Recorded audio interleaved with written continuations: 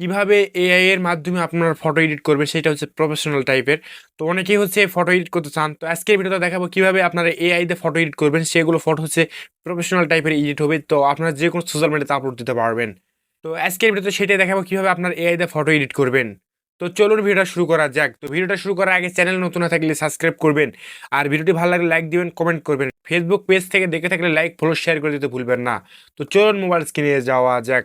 আমি আমার mobile screen চলে আসছে, আপনাদের মোবাইল স্ক্রিন চলে আসবেন। তো আমি যে ফটো এডিটটা দেখাবো সেটা হচ্ছে একটা অ্যাপসের মাধ্যমে। তো অ্যাপসটির নাম হচ্ছে ফটো রুম। তো এই অ্যাপসটি অনেকে হচ্ছে চিনেন। তো এই অ্যাপসটি যদি আপনাদের ফোনে না থাকে হচ্ছে আপনারা গুগল প্লে স্টোরে সার্চ দেবেন হচ্ছে ফটো রুম লিখে, তাহলে চলে আসবে অ্যাপসটি, আপনারা ওখান থেকে ডাউনলোড করে নেবেন, ঠিক আছে। আর না হলে আমার ভিডিওর ডিসক্রিপশন বক্স চেক করবেন, ওখানে হচ্ছে অ্যাপসটির লিঙ্ক থাকবে দেওয়া। ওখান থেকে যা হচ্ছে অ্যাপসটি আপনারা ডাউনলোড করে ইনস্টল করে নেবেন, ঠিক আছে। এবং এই অ্যাপসটির ভিতরে করে আপনার ফটো এডিট করতে গেলে আপনার ফোনের ইন্টারনেট কানেকশন লাগবে। তো আপনার ফোনের ইন্টারনেট কানেকশনটা অন করে নিয়ে অ্যাপসের ভিতরে প্রবেশ করবেন। ফোনের ইন্টারনেট কানেকশনটা অন করে নেওয়ার পরে অ্যাপসের ভিতরে আমি প্রবেশ করলাম। তো অ্যাপসের ভিতরে প্রবেশ করার পর আজকে দেখা হচ্ছে ব্যাকগ্রাউন্ড এডিট। তো তার জন্য এই যে ব্যাকগ্রাউন্ড এটার উপরে একটা টাচ দিবেন। এটার উপর টাচ যখন দিবেন তখন হচ্ছে আপনার গ্যালারির সব ছবি এখানে চলে আসবে। তো আপনি যে ছবিটার ব্যাকগ্রাউন্ড এডিট করতে চাচ্ছেন তো সেই ছবি এখান থেকে হচ্ছে খুঁজে নেবেন, ঠিক আছে। তো খুঁজে নেওয়ার পর সেই ছবির উপরে একটা টাচ দিবেন। ছবির উপরে যখন টাচ দিবেন তখন হচ্ছে ছবিটা হচ্ছে আপনার স্ক্যান করবে, দেখতে পাচ্ছেন এরকম করে স্ক্যান করবে। করার পর হচ্ছে অটোমেটিকলি আপনার ছবির ব্যাকগ্রাউন্ডটা রিমুভ হয়ে যাবে। তো এরপর হচ্ছে এখানে একটু ওয়েট করবেন।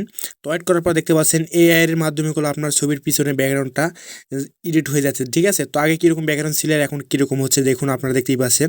তো এখানে করলে অনেক ক্যাটাগরি করে আপনার ব্যাকগ্রাউন্ড পেয়ে যাবেন। তো যে কোনো ক্যাটাগরিতে আপনার হচ্ছে ছবিটা এডিট করতে পারবেন। তো এখানে অনেকগুলো ক্যাটাগরির ব্যাকগ্রাউন্ডটা এখানে আসছে, ঠিক আছে। তো এখান থেকে হচ্ছে যে কোনো ব্যাকগ্রাউন্ডের উপরে একটা টাচ দিলে ওই রকম করে ব্যাকগ্রাউন্ডটা আপনার ছবিতে হয়ে যাবে। তো আমি একটা লাইটিং ব্যাকগ্রাউন্ড এটার উপরে একটা টাচ দিলাম। তো আপনার পছন্দ মতো ব্যাকগ্রাউন্ডের উপরে টাচ দেবেন, ঠিক আছে। তো এখানে দেখতে পাচ্ছেন অটোমেটিকলি করে আমার 4টা ছবি করে এডিট করে দিয়েছে এআই এর মাধ্যমে। পিছে ব্যাকগ্রাউন্ডটা আপনারা দেখতে পাচ্ছেন কেমন, আমি স্ক্রিনে দিয়ে দিচ্ছি আগে কীরকম ছিল ছবিটা। তো নিচের দিকে করলে অনেকগুলো ক্যাটাগরি আছে এখানে দেখতে পাচ্ছেন। তো যে কোনো একটা ক্যাটাগরির টাচ দেবেন, তো সেই রকম ক্যাটাগরি করলে আপনার পিছে ব্যাকগ্রাউন্ডটা হয়ে যাবে, ঠিক আছে। তো এখানে দেখতে পাচ্ছেন 4টা ছবিগুলো অনেক সুন্দর হয়েছে। তো এগুলো ছবি যদি আপনার পছন্দ না হয় তো 4 নম্বর অপশন দেখতে পাচ্ছেন, ওখানে একটা টাচ দিবেন। তো টাচ দেওয়ার পর এখানে হচ্ছে আপনার অটোমেটিকলি আবারও 4টা ছবি আপনার হচ্ছে এখানে এডিট করে দিবে। তো দেখতেই পাচ্ছেন। তো আরও যদি পছন্দ না হয় তাহলে 4 নম্বর অপশানে এটার উপরে একটা টাচ দিবেন, তাহলে হচ্ছে আরও 4টা আপনার ছবি হচ্ছে এআই এডিট করে দিবে, ঠিক আছে। তো এখান থেকে যদি আপনার পছন্দ কোনো ছবি হয়ে থাকে সেই ছবিটা কীভাবে আপনার গ্যালারিতে নেবেন, তো তার জন্য এখান থেকে যে কোনো একটা ফটো যেটা আপনার পছন্দ হচ্ছে সেই ফটোর উপরে একটা টাচ দিবেন, ঠিক আছে। তো তারপর এরকম ইন্টারফেস চলে আসবে। কীভাবে এখন সেভ করবেন, তো সেভ করার জন্য এখান থেকে দেখতে পাচ্ছেন শেয়ার অপশানে এখানে টাচ দিবেন, তারপর এখান থেকে ডাউনলোড অপশানে এখানে একটা টাচ দিবেন, তারপর এখানে দেখতে পাচ্ছেন টিক চিহ্ন উঠে গেছে, তাহলে বুঝতে পারবেন যে আপনার ছবিটা গ্যালারির ভিতরে চলে গেছে, ঠিক আছে।